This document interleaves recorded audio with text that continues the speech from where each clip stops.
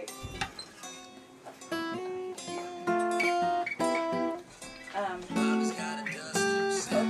Well, now,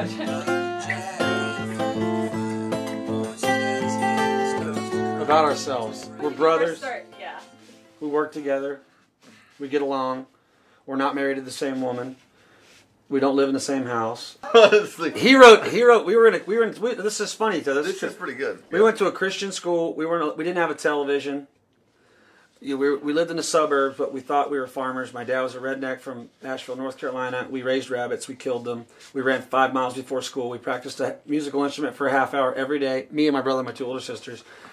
We worked in the garden for a half hour every day, and we something raised else. Chickens and rabbits. We fed them and slaughtered them in the backyard to eat for food. No kidding. So we were raised very strict, like Southern Baptist. I'd like to say that we had a bunch of really cool music and grew up, and our dad played the dobro on the front porch to Merle Haggard, but we didn't.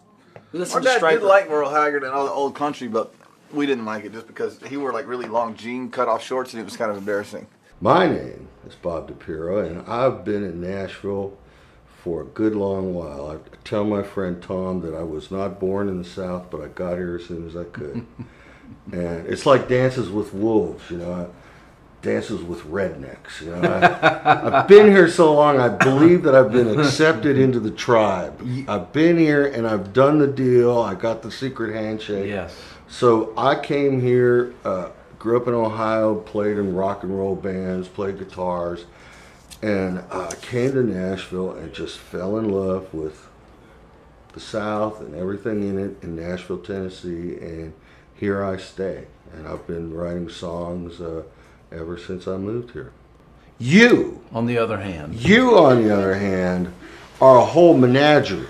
Yes, of people. Of you are careers. an amazing Renaissance kind of guy. I mean, you've become this incredibly respected and successful songwriter, but this was not your first rodeo. It was not it was my first career choice, rodeo. but I did not get my first song recorded till I was 41.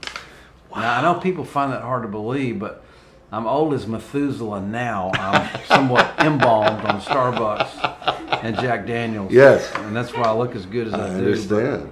I'm sorry to Go interrupt. for it. Rodney Adkins, producers next door. The camera's off. No, we ain't. Just listen. We don't. All I'm saying. That's all I'm saying.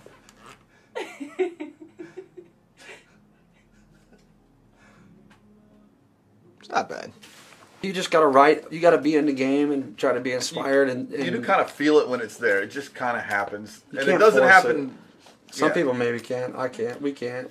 If You we got- could figure out what days we're going to be really profitable through the year, we could not only work like 10 days a year.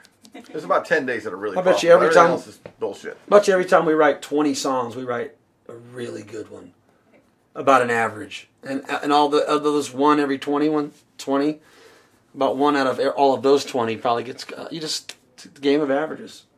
The most challenging thing isn't writing the song, it's living through the music business. You know, because the actual, I don't know if this is, I bet you it's true for you, that the actual mechanics or writing the song, that's the joy of it. You know, that's the fun. The 16-year-old Bob DePiro is alive and well and writing a song with Tom Douglas, you know.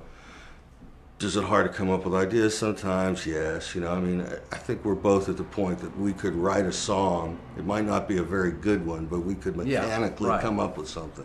That's the therapy. That's the therapy. It's kind of the cloister from the rest of it, because it is the ups and downs. You have to be disciplined, not to get carried away with the kind of the disappointments and the rejection. And just you have to stay. I have to just stay in the process. I think that's the truth.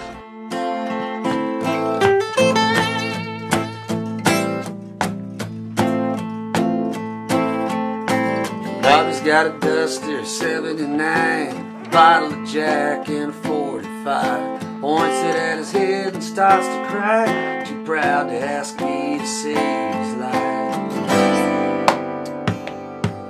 Well, Jimmy's in a limo on the way up the east side playing Russian roulette with a long white line. His wife gets a call at 3 a.m. Says Jimmy ain't ever coming home again.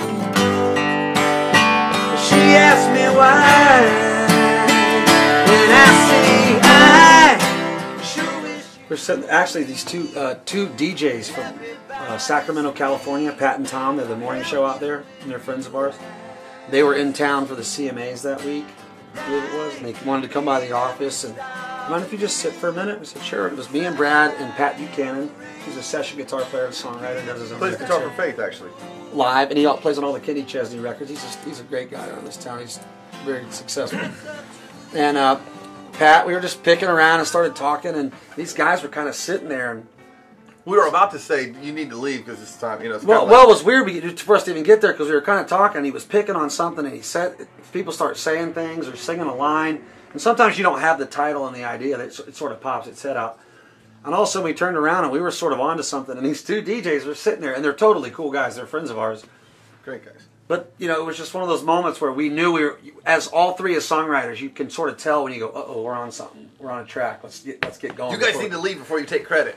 Hey, I think we're getting ready to get started. If you can, we're going to have to probably rock on. And they were totally cool about it, but they've called me and asked me, remember that song you guys wrote that day? Whatever happened to that? Who cut it? And about 5 months later, I told them, you're not going to believe this, but that song we started when you two guys were sitting there, Tim McGraw cut. I send a lot of my songs to Tim and Missy and Byron just because I want them to know what's going on. You never know where it's going to fit. And I think he called back to Sony. Missy did, who she's the, you know, the person that really listens to songs for Tim and played it for Tim. And they called back and said Tim loves this song, and we were very excited. Yeah, that's my remembrance. Is it just went through the channels of who we work with. I mean, we were the creative people, and we did our work, and then our team did their work. Yeah, you know, and they went and got it to Tim.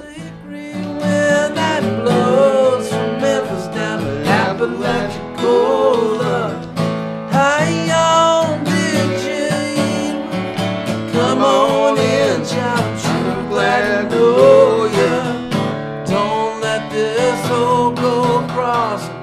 Allman Brothers t-shirt throw ya. This kid is making noise with a southern voice.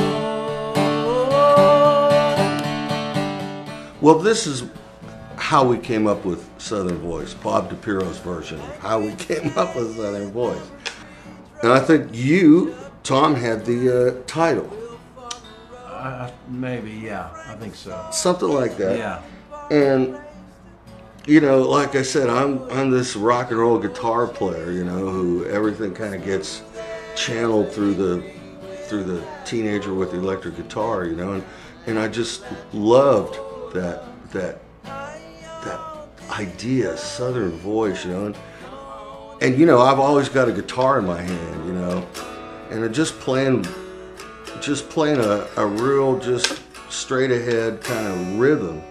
Some ideas almost write themselves if you can stay out of the way of them. And I don't typically write from titles, but that title evoked, so the title Southern Voice evokes all these different Southern characters, from Billy Graham to Hank Williams to Michael Jordan to Dolly Parton to Scarlett O'Hara. You know, the song really is just about kind of the unique expression of the Southern voice, you know, and all of its glory. And Bob came up, I mean, this is a glorious rhyme, and the chorus is, of course now I can't think of it, but it's Apalachicola, and that rhymes with I'm what? sure glad to know you. Yeah, I'm sure glad to know it.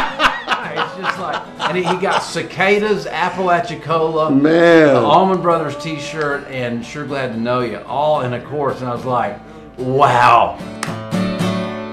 Hank Williams sang it, number 3 drove it, Chuck Berry twanged it, Will Faulkner wrote it, Rita Franklin sold it, Dolly Parton graced it, Rosa Parks wrote it, Scarlett chased it. Smooth as a hickory wind that blows from Memphis down to Apalachicola. How y'all did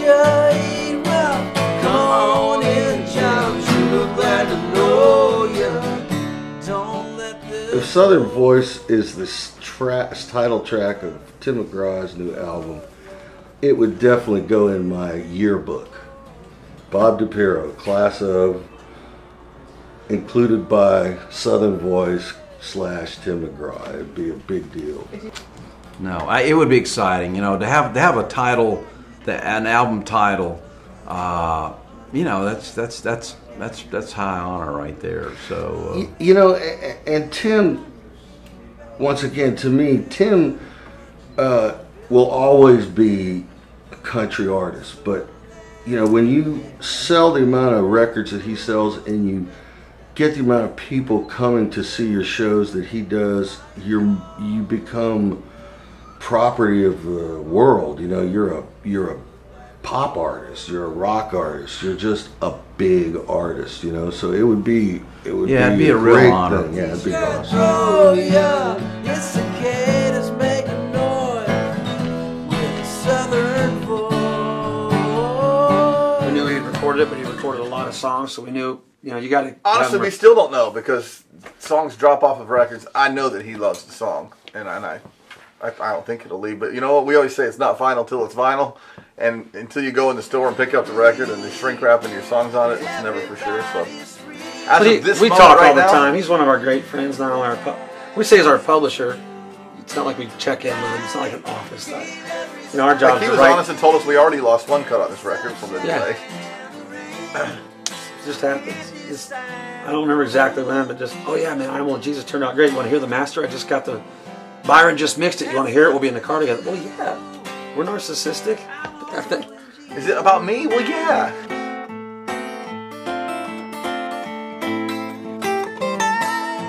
That's about all I know. So the second verse, would that be enough?